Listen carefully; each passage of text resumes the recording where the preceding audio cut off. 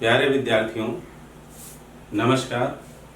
आपका स्वागत है हमारे RCI the study point channel में।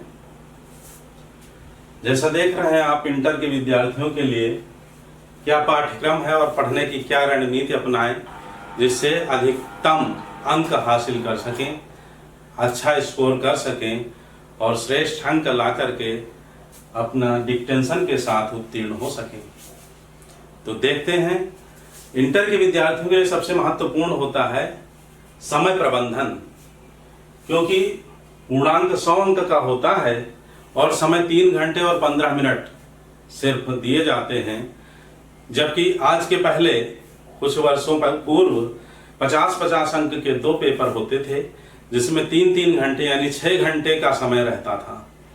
तो सबसे बड़ी बात, समय प्रबंधन कैसे करें और क्या क्या है समय प्रबंधन, तभी आप कर पाएंगे जब आप इसको अच्छी तरह से भली भांति समझ लेंगे कि आपके कोर्स में, आपके पाठ्यक्रम में क्या क्या है और किस तरह से प्रश्न, पहला प्रश्न कैसा, दूसरा प्रश्न कैसा है और किस तरह से प्रश्नों को हल करना है, किस क्रम में करना है, कितना समय किस प्रश्न पर देना है और कितने शब्दों में किस प्रश्न का उत्तर लिखना है, कैसे लिखना है, क्या करना है, आइए देखते हैं। तो देखिए, पहला प्रश्न आपका जो आता है, इसमें कुल जो है 14 प्रश्न होते हैं। पहला खंड का में 50 अंक का और खंड खा जो है यह भी 50 अंक का। इस तरह से कुल 100 अंक का एक प्रश्न पत्र आता है। तो हिंदी गद्य का विकास, हिंदी गद्य साहित्य का विकास, 5 प्रश्न इसमें ऑब्जेक्टिव रहते हैं। एक अंक के 5 प्रश्न रहते हैं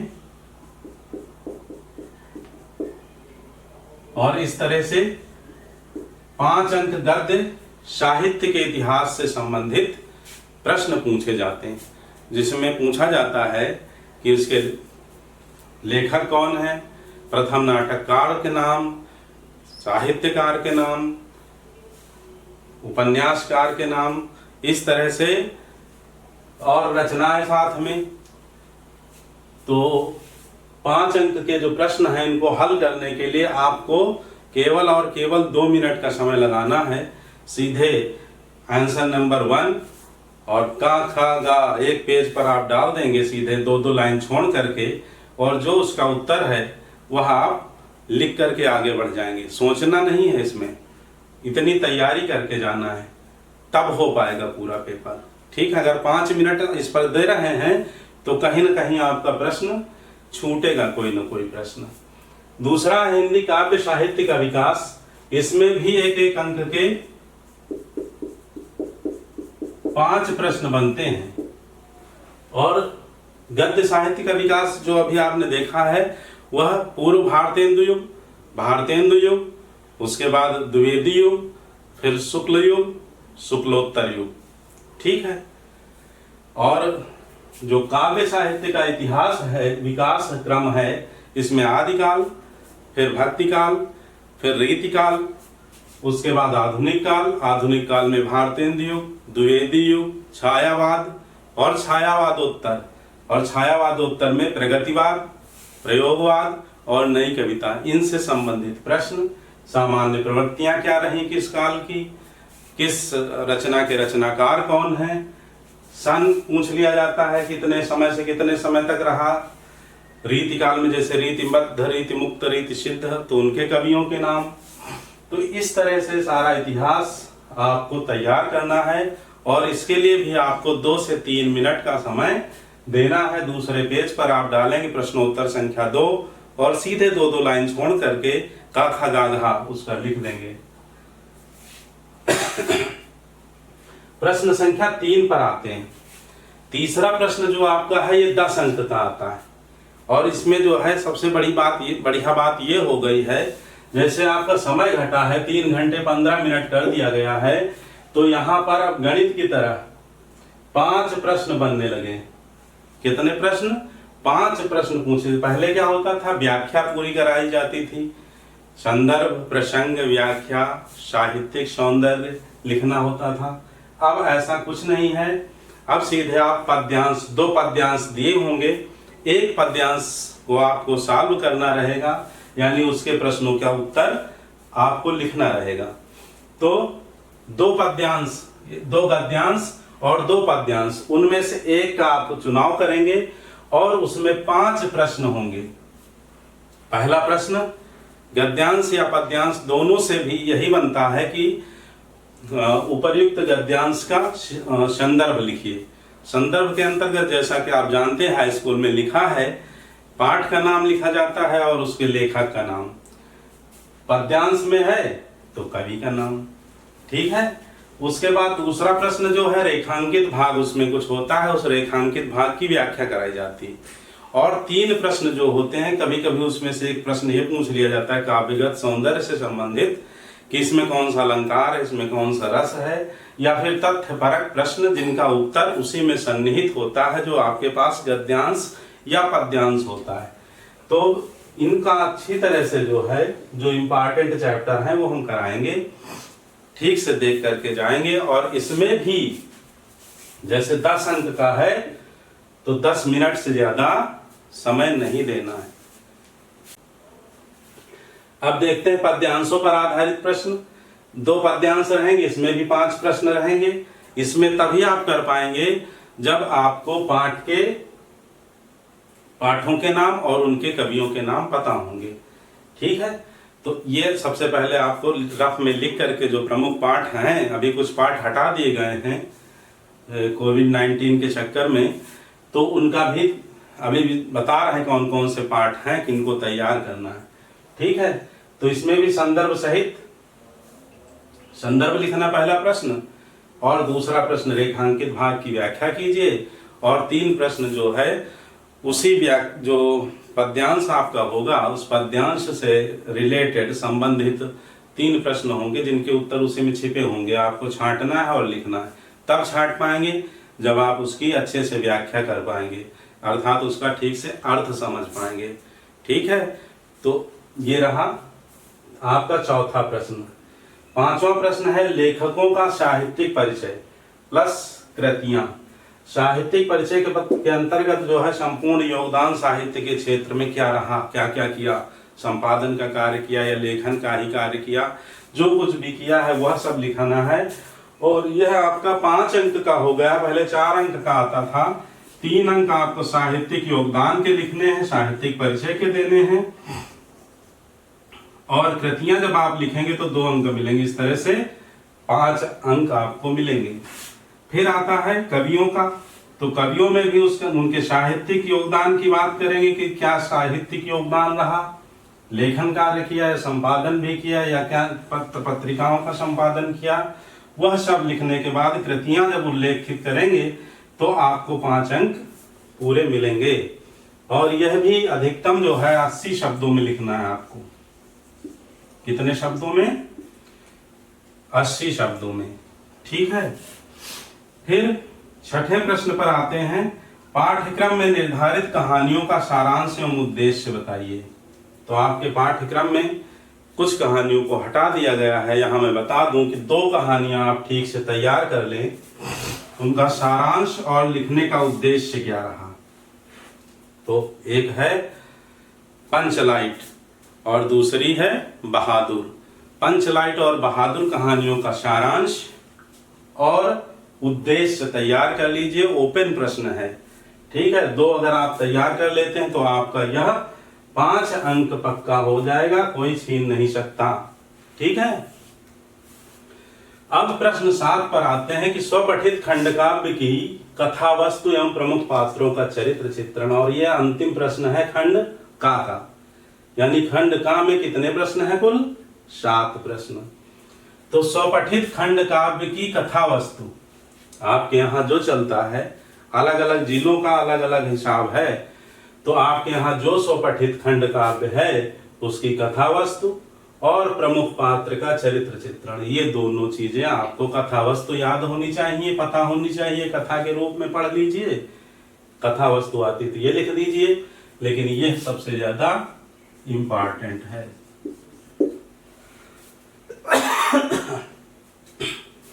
प्रमुख पात्रों का चरित्र चित्रण। इसके बाद खंड खा, ये 50 अंक का है। इसमें जो प्रश्न 8 से शुरू होता है, 7 प्रश्नों को आपने देख लिया।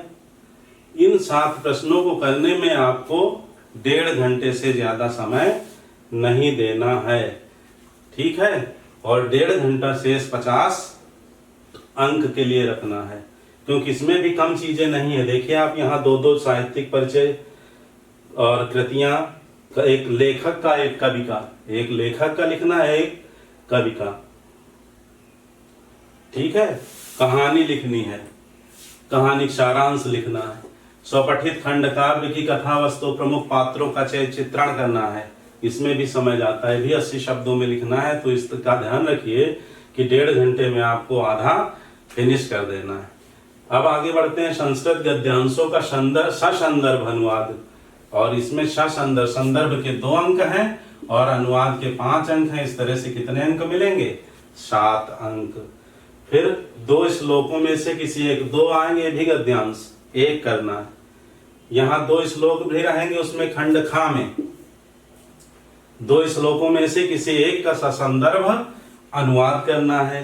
तो 2 अंक रहेंगे संदर्भ के। संदर्भ में लेखक का नाम नहीं लिखना है, केवल पाठ का नाम पता होना चाहिए बस। और 5 अंक अनुवाद के, तो 7 अंक इस तरह से। फिर लोकोक्तियां और मुहावरे, 1 लोकोक्ति, उसमें दी रहेंगे 4, और करना कितना रहेगा आपको? 1 का अर्थ लिखना है और वाक्य प्रयोग करना है। और कितने अंक मिलेंगे आपको? 2 अंक, ठीक है।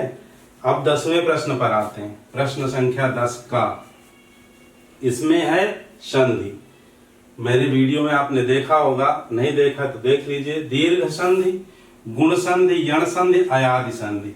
अभी हाई स्कूल का जो डाला है उसमें यण संधि और वृद्धि संधि पढ़ाया है, ठीक है। शेष आपका वीडियो आने वाले समय में बहुत जल्दी शीघ्र ही आपको मिलेगा, जिसमें आप इसे सीख सकेंगे।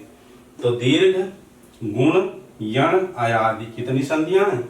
4, ठीक। चारों स्वर संधियां में से किन्हीं 3 का संधि विच्छेद करना रहेगा, ठीक है।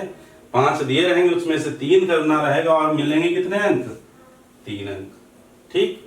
फिर किन्हीं 2 शब्दों की विभक्ति और वचन का चयन कीजिए। शब्द दिए रहेंगे 2, उसके बाद उनका विभक्ति और वचन बताना है, और 1 का, ये सब ऑब्जेक्टिव रहेंगे। दोनों के लिए 1-1 अंक निर्धारित है, इस तरह कुल 2 अंक। फिर शब्द युग्मों के उचित अर्थ का चयन कीजिए। पूरा वीडियो इसके 2 भागों में पड़ा हुआ है, आप देख सकते हैं। प्रश्न 11, 2 शब्द युग्म का चयन, ऑब्जेक्टिव टाइप के प्रश्न ये भी रहेंगे, बहुविकल्पी। आप देखिए और इनका उत्तर देंगे तो 2 अंक आपको प्राप्त होंगे। फिर आते हैं प्रश्न संख्या 11 में। देखिए कितना लिखना है, कितना वर्क है, और टाइम आपका 3 घंटे 15, जहां 6 घंटे होते थे वहां 3 घंटे बचे। कुछ चीजें कम की गई हैं, जैसे कि नाटक कम कर दिया गया है, खंड काव्य रखा गया है। जैसे कि लंबी लंबी व्याख्या लिखनी होती थी, अब सीधे सिलेक्टेड 5-5 प्रश्न गद्यांश पद्यांश पर आधारित हैं, परंतु उतना कम नहीं हुआ है जितना टाइम कम हो गया है। बात समझ रहे हैं ना?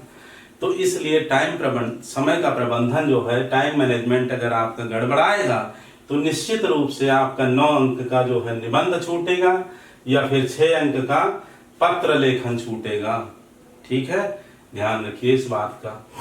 फिर 11वां जो है, ये सब व्याकरण से संबंधित है। अनेकार्थी शब्द, 3 में से जो है अनेकार्थी शब्द, किसी एक शब्द के 2 अर्थ लिखने रहेंगे। 3 शब्द दिए रहेंगे, एक शब्द के 2 अर्थ अलग अलग लिखने हैं। जैसे अर्क, अर्क दिया है शब्द, उसका अनेकार्थी शब्द कहा जाए तो एक रस होगा, दूसरा सूर्य होगा। आप रस और सूर्य लिखेंगे, 1 अंक और 1 अंक, यानी 2 अंक पक्के, ठीक है। तो इस तरह से अनेकार्थी शब्द आते हैं। इस पर भी अभी वीडियो बनाना है। वाक्यांश के लिए एक शब्द, इसका वीडियो पड़ा हुआ है, आप देख सकते हैं, ठीक है, डिस्क्रिप्शन में जा करके। वाक्यांश के लिए एक शब्द का चयन कीजिए, ठीक। और ये 2 करने रहेंगे, 2 अंक इसके लिए निर्धारित हैं। 2 वाक्यांश दिए रहेंगे, 2-3, 3-4 दिए रहेंगे, आपको 2 करने। फिर 2 वाक्यों की वाक्य शुद्धि करनी, और 2 वाक्य, इसमें भी 4 रहेंगे, 2 वाक्य आपको शुद्ध करने हैं, और उसके 2 अंक। अब रस छंद अलंकार। रस आपके कोर्स में कौन कौन से हैं? श्रृंगार रस है, वीर रस है, करुण रस है और हास्य रस है, शांत रस है। तो 5 रस आपके तैयार हो जाएंगे तो आपको 2 अंक मिलेंगे। आपने 9th में श्रृंगार और वीर पढ़ा है, 10th में करुण और हास्य पढ़ा है, केवल शांत रस और तैयार करना है। इस तरह से आपका रस का कोटा पूरा हो जाएगा। ठीक है, इसका भी डिस्क्रिप्शन में पड़ा हुआ है, वीडियो देख सकते हैं आप। फिर छंद, छंद 2 अंक के इसमें आपके कोर्स में जो है, जो 9th में आपने पढ़ा, ये समझ लीजिए सामान्य हिंदी के जो बच्चे हैं उनके लिए है ये पाठ्यक्रम, जो साइंस साइड के सामान्य हिंदी के।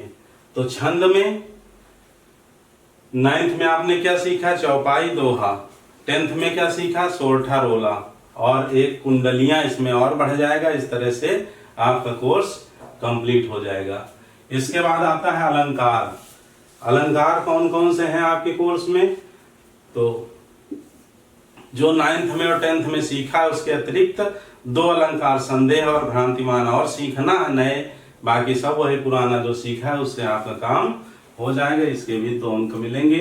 तो यह भी गणित की तरह अंक इसमें मिलते हैं, जरा सी भी गलती नहीं होनी चाहिए। आप देख रहे हैं जो 10वां प्रश्न है ये 3, 2, 5 अंक का है और 11वां प्रश्न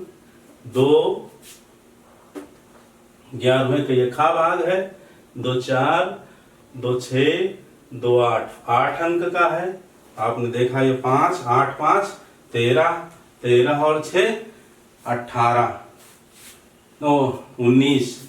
ठीक है, तो ये बहुत ही महत्वपूर्ण अंक हैं, 19 अंक, जो कि आपकी मेरिट को आगे बढ़ाएंगे, आपकी मार्कशीट को बेहतर करेंगे।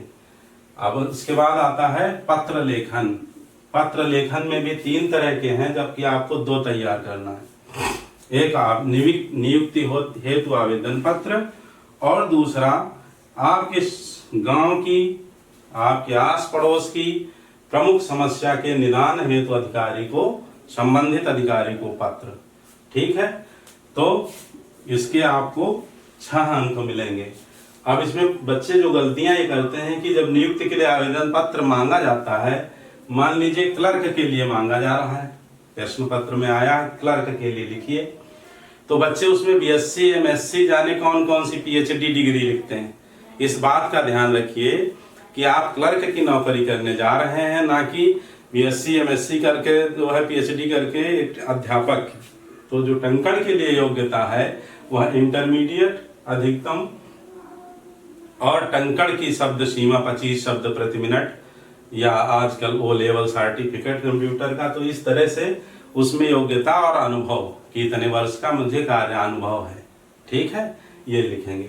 अगर वहीं कहीं अध्यापक के लिए मान लीजिए गणित प्रवक्ता के लिए, हिंदी प्रवक्ता के लिए आता है कि आवेदन पत्र लिखिए, तब आप संबंधित विषय में, गणित प्रवक्ता आता है तो गणित में एमएससी दिखाएंगे, मैं हिंदी में प्रवक्ता के लिए आता है तो हिंदी में जो है एमए दिखाएंगे, बीएड दिखाएंगे।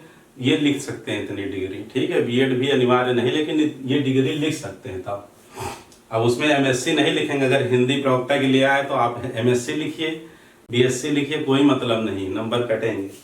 तो 6 अंक नियुक्ति, आवेदन पत्र और समस्या, जैसे आपके यहाँ जल भराव की समस्या है, कूड़ा की कचरे की का निपटारा नहीं हो रहा है, या मच्छरों की, मलेरिया की समस्या है, तो इनसे संबंधित जो है निदान है संबंधित अधिकारी को पत्र तैयार करिए। 2 पत्र आपको तैयार कर लीजिए, एक नियुक्ति पत्र और दूसरा आपके समस्या के निदान हेतु संबंधित अधिकारी को। तीसरा छोड़ दीजिए, बैंक के से व्यवसाय हेतु ऋण प्राप्त करने का आवेदन पत्र। ठीक है, ऋण न लेना पड़े तो ही अच्छा है, और इसकी तैयारी ना करें, कोई आवश्यक नहीं है। 2 कर लेंगे तो आपको पूरे अंक मिल जाएंगे। इसके बाद 14वां प्रश्न जो आता है, जो अंतिम प्रश्न आपके प्रश्न पत्र का है, निबंध। इसके लिए 9 अंक निर्धारित हैं। कितने अंक निर्धारित हैं? 9। और आप देख रहे हैं मैंने कुछ महत्वपूर्ण निबंधों की सूची यहाँ तैयार की है। हो सकता है कि एक आध और इसके अतिरिक्त आ जाए। अगर इतने तैयार कर लिया है तो आपकी समस्या का समाधान हो जाएगा, यानी 9 अंक आपको निबंध में मिल जाएंगे। ठीक है, जैसे पहला मेरा प्रिय कवि, पर्यावरण प्रदूषण समस्या एवं समाधान, वर्तमान की जो समस्या है उन्हीं से संबंधित प्रश्न पूछे जाते हैं निबंध में। भ्रष्टाचार समस्या एवं समाधान, विज्ञान अभिशाप या वरदान, कंप्यूटर आज की उपयोगिता और इंटरनेट की शैक्षिक उपयोगिता। तो इस तरह से आपके 50 अंक देखिए निबंध में भी समय जाता है, नियुक्ति पत्र लेखन में जो भी आप लिखेंगे समस्या संबंधित उसमें भी समय जाना है, रस छंद अलंकार में भी सब सोदाहरण परिभाषा लिखनी है, स्पष्टीकरण लिखना होता है, टाइम टेकन है। तो मैं यही कहूँगा कि अपने एग्जाम से पूर्व 1-2 सेट अवश्य हल करें और इनकी नियमित एक टॉपिक वाइज जो है तैयारी करते चलें। हम आपके साथ हैं, आपकी तैयारी में निरंतर मेरा सहयोग रहेगा, पूरा प्रयास रहेगा कि आपको 100 में से 100 अंक प्राप्त हों। ठीक है, अब आइए देख लेते हैं कि कौन कौन से चैप्टर इंपॉर्टेंट है और क्या क्या पढ़ना है। जैसे आपको गद्य में किस चैप्टर से गद्यांश आ सकते हैं, किस चैप्टर से पद्य आ सकता है जो महत्वपूर्ण है, और संस्कृत में जो अनुवाद आते हैं और कौन से चैप्टर उसके इम्पॉर्टेंट हैं। ठीक है, तो आइए देखते हैं इसको जरा कि कैसे रणनीति बनानी है, कौन से महत्वपूर्ण चैप्टर हैं जो आपको अच्छे अंक दिला सकते हैं और आप अच्छे से सफल हो सकें। देखिए बच्चों, गद्य में वासुदेव शरण अग्रवाल का राष्ट्र का स्वरूप ये चैप्टर है जो आपके कोर्स में इस समय। डॉक्टर हजारी प्रसाद द्विवेदी का अशोक के फूल। ठीक है, प्रोफेसर जी सुंदर रेड्डी का भाषा और आधुनिकता। कुछ चैप्टर हटा दिए गए हैं इस वर्ष केवल, लेकिन भविष्य में रहेंगे वो। डॉक्टर एपीजे अब्दुल कलाम, हम और हमारा आदर्श। ठीक है, ये कुल 4 चैप्टर हैं। अब इन 4 में से आप पहले 3 भी तैयार कर लें या फिर लास्ट के 3, तो भी आपका कार्य हो जाएगा, अर्थात आप बढ़िया नंबर ले आएंगे, आप पेपर में हल कर पाएंगे। राष्ट्र के स्वरूप बहुत ही महत्वपूर्ण पाठ है। इसी तरह अशोक के फूल, भाषा और आधुनिकता, तीनों चैप्टर बहुत ही महत्वपूर्ण हैं। अब इन्हीं में से एक गद्यांश, 2 गद्यांश आएंगे, एक करना रहेगा। अगर आपने कोई 3 अच्छे से तैयार कर लिए, प्रथम 3 कह लीजिए, ठीक है, तो आप ठीक से उत्तर लिख पाएंगे और पूरे अंक यानी 10 अंक जो गद्यांश के होते हैं वह आपको मिलेंगे। और इसी तरह से किन्हीं भी 3 का, ठीक है, मैं किसी का नाम नहीं ले रहा, किन्हीं 3 का यदि आपने साहित्यिक परिचय और कृतियां, उनकी जो भी कृतियां हैं वो तैयार कर ली, तो 3 अंक साहित्यिक परिचय और 2 अंक कृतियों के, इस तरह से 5 अंक आपको मिलेंगे। यानी 3 चैप्टर आपको तैयार करना है लेखक सहित, लेखक के साहित्यिक परिचय कृतियों सहित, और आपको 15 अंक प्राप्त होंगे। यदि आपकी तैयारी ठीक से होगी तो ही आपका समय बच पाएगा, अन्यथा जब वहां सोचने बैठेंगे या बगल वाले से देखने का प्रयास करेंगे तो आपका प्रश्न छूटना है, निश्चित मान लीजिए। ठीक है, इसी तरह से पद्य यानी काव्य खंड में अयोध्या सिंह उपाध्याय हरिऔध का पवन दूतिका, ठीक है, चैप्टर है पवन दूतिका।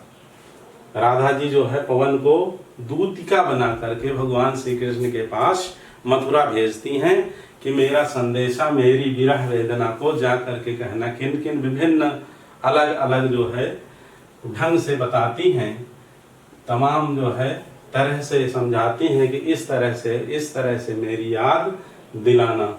ठीक है, तो पवन दूतिका बहुत ही महत्वपूर्ण है। दूसरा कैकेयी का अनुताप है मैथिली शरण गुप्त का। तीसरा सुमित्रा नंदन पंत का नौका विहार और बापू के प्रति। तो इतना भी अगर आपने तैयार कर लिया है तो भी आपको पूरे अंक मिलेंगे। महादेवी वर्मा का गीत है, तो कोई 3 इसमें से भी, कितने, कोई 3 का भी, और उनकी रचना जो है उनके आपके कोर्स में, आपके पाठ्यक्रम में, इसमें भी कोई 3। और ये सामान्य हिंदी के लिए फिर हम कह रहे हैं कोई 3 लेखक, ठीक, कोई 3 कवि।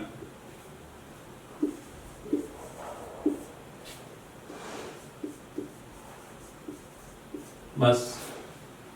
तो महादेवी वर्मा, अयोध्या सिंह उपाध्याय हरिऔध, सुमित्रा नंदन पंत, या मैथिली शरण गुप्त, सुमित्रा नंदन पंत, महादेवी वर्मा, या फिर ये प्रथम 3, या फिर ये 3, या फिर ये 1 और 2, इस तरह से कोई भी आप 3 कवियों का साहित्यिक परिचय और कृतियां तैयार करेंगे तो 5 अंक। और इससे भी जो है व्याख्या से संबंधित मतलब जो 5 प्रश्न आते हैं वह प्रत्येक 2 अंक का होता है। तो इस तरह से 10 अंक यहाँ से भी आप अर्जित कर पाएंगे। तो 10, 5, 15 और 15, 30 नंबर की ये सिलेक्टेड तैयारी, ठीक है। क्या करना है? 3 पाठ ऊपर, 3 पाठ नीचे, 3 कवियों का जीवन परिचय मतलब साहित्यिक परिचय कृतियां, 3 लेखकों का और 3 कवियों का, ठीक। इसी तरह से संस्कृत खंड देखते हैं। संस्कृत खंड में क्या है जो इस बार रखा गया है, और हर बार के लिए यही जो बचा है इस बार कोर्स 70%, वो हर बार के लिए इम्पॉर्टेंट है। पहला है आत्मज्ञा एवं सर्वज्ञा, ठीक है। इसको आप अच्छे से देख लीजिए, पाठ का नाम लिख करके देख लीजिए। लेखन में गलती किए तो 2 नंबर कटेंगे। 2 अंक संदर्भ के हैं और अनुवाद के 5 अंक हैं। इस तरह से 7 अंक। इसी तरह सुभाषित रत्नानी, इससे श्लोक आएंगे। श्लोक आता है, संदर्भ आप लिखेंगे 2 अंक, अनुवाद करेंगे 5 अंक। और महामना कोई 3, ठीक, इसके लिए भी कोई 3 पाठ हैं, 4 इस समय, इसमें भी कोई 3। और मैं हर एक के लिए यही कहता हूं प्रथम 3, प्रथम 3, ठीक है। या फिर आप जैसा चाहें, जो आपको अच्छा लगे। तो इसमें भी 7 और 7 नंबर, और श्लोक जो आएगा वो उसके 7 नंबर। तो 14 नंबर आपको यहाँ से अर्जित होंगे। आपने ऊपर कितने अर्जित किए? 30, और यहाँ कितने अर्जित होंगे? 14। कितने हो गए? आप तो गणित वाले, साइंस वाले हैं, ठीक है। रस हमने बता दिया कौन कौन से रस हैं। वही जो 9th 10th दोनों मिला दीजिए, एक शांत रस और बढ़ा लीजिए, 5 रस। याद रह जाएगा ना, इसलिए मैं बता रहा हूँ 9th 10th कि 9th में भी श्रृंगार और वीर, 10th में आपने करुण और हास्य, और शांत रस और जोड़ दीजिए, तो बस 5 रस हैं। लिखना पड़ेगा करुण, श्रृंगार, वीर, हास्य, शांत, ठीक है। यहां देख लीजिए संज्ञा शब्द जो है पूछे जाते हैं, इनका विभक्ति और वचन पूछा जाता है, ऑब्जेक्टिव रहता है। तो इसमें से भी आप 3 तैयार कर लें, आत्मन, जगत और सरित। जो आपके कोर्स में है वो ये है 6, 5। और सर्वनाम में भी 2 आप सर्व और यद, या सर्व और इदम, कोई 2 तैयार कर लें, कोई 2 अच्छे से। और यहाँ कोई 3, पहला आत्मन, दूसरा जगत और तीसरा सरित। आत्मन, जगत और सरित अगर तैयार कर लेते हैं तो आपका प्रश्न छूटेगा नहीं।